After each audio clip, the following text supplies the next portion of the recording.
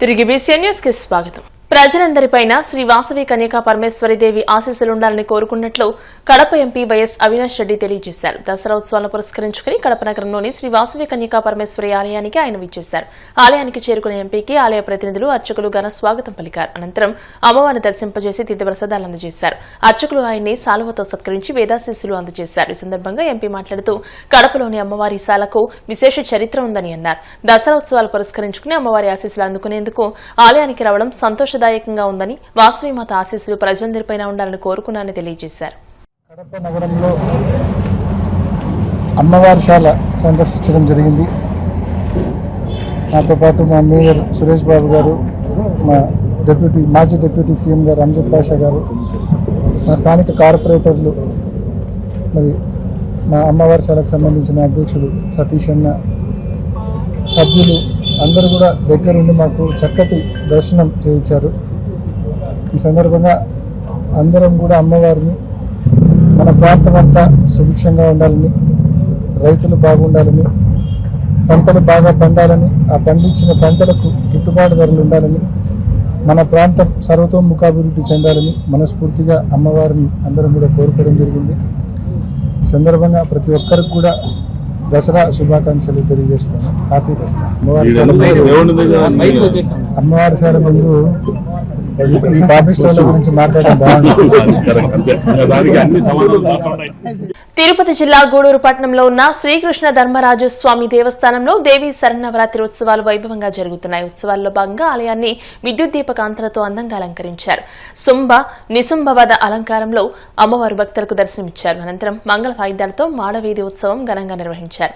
భక్తులు పూజా కార్యక్రమాల్లో పాల్గొని తీర్థప్రసాదాలు స్వీకరించారు.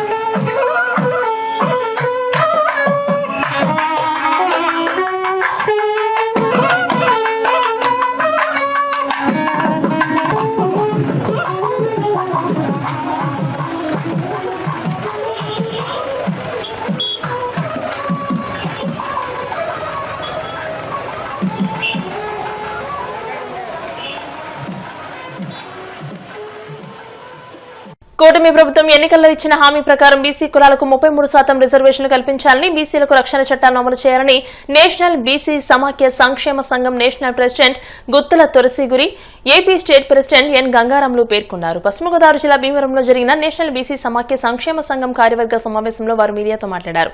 బీసీ కులాలను అణగదొక్కాలని చూస్తున్నారని, బీసీలకు జరుగుతున్న అన్యాయాలపై పోరాటాలు చేస్తామని, బీసీలకు రక్షణ అవసరమని అన్నారు. జాతీయ, రాష్ట్ర, జిల్లా, పట్టణ, మండల స్థాయిలో బీసీల అభివృద్ధి కోసం సంక్షేమ సంఘం కృషి చేస్తుందని అన్నారు. అనంతరం జాతీయ, రాష్ట్ర, జిల్లా, పట్టణ స్థాయిలో కమిటీ సభ్యులను ఎన్నుకున్నారు. జాతీయ అధ్యక్షులుగా గుత్తుల తులసిగురి, ఉపాధ్యక్షులుగా మోపాటి బాల పరమేశ్వరరావు, ప్రధాన కార్యదర్శిగా దొంగ కృష్ణ, జాయింట్ సెక్రటరీగా ఎం విజయలు ఎన్నికయ్యారు. రాష్ట్ర అధ్యక్షులుగా ఎన్ గంగారం, కార్యదర్శిగా కందిపోయిన సుబ్రహ్మణ్యం, ఉపాధ్యక్షులుగా కొమ్మోజు కన్నబాబు, జాయింట్ సెక్రటరీగా గుబ్బల నాగేశ్వరరావులు ఎన్నికయ్యారు. ప్రచార కమిటీ చైర్మన్ గా వాసరామ, సభ్యులుగా గురుమూర్తి, కొమ్మోజు వాసు, కడలి రామకృష్ణ, కోర్ కమిటీ చైర్మన్లుగా సిహెచ్ చంద్రశేఖర్, మంతెన నాగాంజనేయులు, ప్రధాన కార్యదర్శిగా దొమ్మేటి వేణుగోపాల్, రాష్ట్ర యువజన యూత్ అధ్యక్షులుగా క్షత్రి నర్సింగ్, జిల్లా అధ్యక్షుడిగా బెల్లం భూలోకం, కార్యదర్శిగా కిరణ్, ఉపాధ్యక్షులుగా ఆరేపల్లి నాగరాజు, కె వెంకటరమణ, అరసవల్లి నారాయణాచార్యులు ఎన్నికయ్యారు. బీసీ సమైక్య సంక్షేమ సంఘం మొదటి జాతీయ కార్యక్రమానికి చేసినటువంటి సోదర మిత్రులకు, విలేకరులందరికీ నా నమస్సుమాంజలి. ఈ రోజున జాతీయ బీసీ సంక్షేమ సంఘాన్ని వెనుకబడిన తరగతులకి ప్రజలకి, అన్ని కులాలకి ప్రజలకి జరుగుతున్న నష్టాన్ని గురించి, వెనుకబడిన తరగతి కులాల యొక్క రాజకీయ, సామాజిక, విద్యా రంగాల్లో వారికి రావాల్సిన రిజర్వేషన్లు, వారికి జరుగుతున్నటువంటి నష్టానికి పోరాటం చేయడం కోసం జాతీయ బీసీ సంక్షేమ సంఘాన్ని మన మిత్రుడు నరమామిడి గంగారాం గారు ఏర్పాటు చేసి, ఈ సంఘం ద్వారా అనేక మంది ప్రజలకు, వెనకబడిన తరగతి జాతులు, అన్ని జాతులకు కూడా కమ్మరి, కుమ్మరి, కంసాలి, వడ్రంగి, అలాగే బంగారం చేతి పనుల వారు అందరికీ కూడా న్యాయం చేసే విధంగా ఈ సంఘాన్ని ముందుకు తీసుకెళ్లాలనేటువంటి ఉద్దేశంతో ఆయన ఈ సంఘాన్ని ఏర్పాటు చేసి ఈ సమావేశం ఏర్పాటు చేయడం జరిగింది. ఈ సమావేశం ద్వారా ఎవరినంది బీసీ సభ్యులకు, బీసీ కులస్తులకు, బీసీ సోదరిమణులందరికీ నేను తెలియజేసిందనగా, ఈ సంఘాన్ని ఇది మొదటగా భావించి ప్రతి ఒక్కరూ కూడా ఒక కార్యకర్తగా, ఒక నాయకులా పనిచేసి ఈ సంఘంలో బీసీ సోదరులందరినీ కూడా సభ్యులుగా జాయిన్ చేసి వివిధ మండలాల్లోని, రాష్ట్రంలోని, జిల్లాల్లోని, ఊళ్ళో కూడా సంఘాలు ఏర్పాటు చేసి ఇదే విధంగా కమిటీలు ఏర్పాటు చేసి సంఘాన్ని మరింత పురోగతికి అందరినీ మాకు సహాయ సహకారాలు అందించవలసిగా కోరుతున్నాను. మేము గంగారాం గారు వచ్చి మీరంతా కూడా పనిచేస్తే బాగుంటది అనేసి, మీరు నేషనల్ అధ్యక్షుడిగా ఉంటే బాగుంటది అనేసి రిక్వెస్ట్ చేశారు. అలాగే అందరినీ రిక్వెస్ట్ చేశారు. ఆ రిక్వెస్ట్ ప్రకారంగా మేము అంగీకరించాము. మాకు ఏంటంటే సంఘం కోసం, బీసీ కులాల కోసం పోరాడేటువంటి వ్యక్తులు కావాలి మాకు. అందుగురించి బీసీ కులాల కోసం పోరాడి ఈ రోజు తెలంగాణలో రిజర్వేషన్ 42% ఉంది. ఆ 42% కానీ మనకి యాక్చువల్ గా పూర్వం ఎలాగైతే 33% ఉండేది, అది 24% అయిపోయింది. దానివల్ల ఏమంటే బీసీ కులాలందరూ చాలా నష్టపోయారు. నష్టపోయి వందల సంఖ్యలో స్థానిక సంస్థల్లోనే నిలబడవలసిన వాళ్ళకి పదవులు ఎంతో మందికి పోయినాయి ఈ రోజు. అలాగే దాన్ని 33% చేస్తానని కూటమి ప్రభుత్వం మాకు హామీ ఇచ్చింది. బీసీ కులాలందరికీ చట్టసభల్లో బీసీకి రిజర్వేషన్ కల్పించాలని, రిజర్వేషన్ 50% ఉంది, దాని మీద ఎక్కువ అమలు చేయడానికి అవ్వదు అని చెప్పారు. దానికి అలా కాదు. అలాగే కొన్ని స్టేట్లలోని 64%, 62% ఉన్నాయి. దీన్ని అమలు చేయకుండా మాకు ఉన్న 33% కూడా 24% చేశారు. దీన్ని మాకు 33 అమలు చేస్తానన్నారు కాబట్టి మాకు బీసీ కులాలకి న్యాయం చేయాలని మేము కోరుకుంటూ, బీసీ కులాలలో ఉన్నటువంటి చాలా మైనారిటీ కులాలు చాలా ఇబ్బందులు పడతా ఉన్నాయి. అన్ని కులాలని సమైక్యంగా మేము తీసుకురావడం కోసం ఈ సంక్షేమ సంఘం అనే ఈ బీసీ సమైక్య సంక్షేమం అనేది మేము స్థాపించడం జరిగింది. ప్రతి ఇక్కడ ఉన్నటువంటి వెనకబడి కులాలను కానివ్వండి, ఏ వెనకబడిన వర్గాలు ఉన్నటువంటి కులాలకు సంబంధించిన వాళ్ళందరినీ కూడా ఒక తాటి మీద మేము తీసుకురావడానికి ఈ సమైక్య సంక్షేమ సంఘం అనేది ఏర్పరచడం జరిగింది. అలాగే మా పెద్దలు చెప్పిన విధంగా బీసీలకు అన్ని విధాలు కూడా రిజర్వేషన్లో కానీ, లేకపోతే కులగణ చేయకుండా స్థానిక ఎలక్షన్లో గెలవడం అనడం కానీ, ఇవన్నీ కూడా కొంచెం బీసీలకి ఇబ్బందికరమైనవి. దానివల్ల బీసీ నాయకులు ఎంతో మంది నష్టం జరిగి ఉంది. కాబట్టి ఇవన్నీ కూడా పరిసమీక్షించుకొని ఏ గవర్నమెంట్ అయినా సరే కులగణన అనేది ముందు జరగాలి. జరిగిన తర్వాత ఏదైనా సరే ఇప్పుడు బీసీ రిజర్వేషన్ కి న్యాయం జరుగుతుంది. అలాగే బీసీ నాయకులందరూ కూడా మనం పోరాడవలసింది ఇవాళ మనలో మనం ఒకరికొకరు ఇదిగా కాదు, అందరూ కలిసి పోరాడి బీసీలందరినీ ఒక తాడి మీద తీసుకురావడమే మా ప్రధాన ధ్యేయంగా పనిచేస్తాం. దానికి ఈ రోజు మేము ఇక్కడ ఈ కార్యక్రమం పెట్టడం జరిగింది. అలాగే మా సంఘం తరఫున చాలా మంది, కొంతమంది బీసీ సభ్యులు అందరికీ కూడా ఇవాళ ఇన్సూరెన్స్ కార్యక్రమం ఒకటి పెట్టి ఇన్సూరెన్స్ అందరం కూడా కొంతమందికి మేము ఇన్సూరెన్స్ కల్పించడం జరిగింది.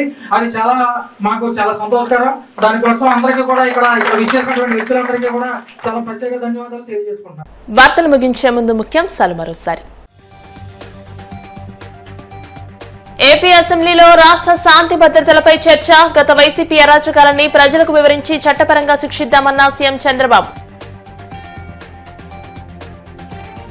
ప్రపంచంలో భారతదేశం విశ్వగురుగా మారాలి. మెగా డిఎస్సీ విజేతలకు నియామక పత్రాల పంపిణీ కార్యక్రమంలో బీజేపీ రాష్ట్ర అధ్యక్షుడు పీవీఎన్ మాధవ్. రాష్ట్ర ప్రజల ప్రయోజనాలను తాకట్టు పెట్టి ప్రభుత్వ కొత్త కాలేజీల ప్రైవేటీకరణ నిర్ణయం తీసుకున్నారు. చంద్రబాబుపై మాజీ మంత్రి సాకే శైలజానాథ్ ఫైర్. ద్వారకా తిరుమల క్షేత్ర దేవత శ్రీ కుంకుళ్లమ్మ అమ్మవారి ఆలయంలో ఘనంగా దేవీ శరన్నవరాత్రి మహోత్సవాలు. శ్రీ మహాలక్ష్మీదేవి అలంకారంలో భక్తులకు దర్శనమిచ్చిన అమ్మవారు. ఈ వార్తలు ఇంతటితో సమాప్తం. మరిన్ని వార్తల కోసం BCN digital YouTube channel, Facebook page ని ఫాలో అవ్వండి. అప్డేటెడ్ వార్తల కోసం ప్లీజ్ సబ్స్క్రైబ్.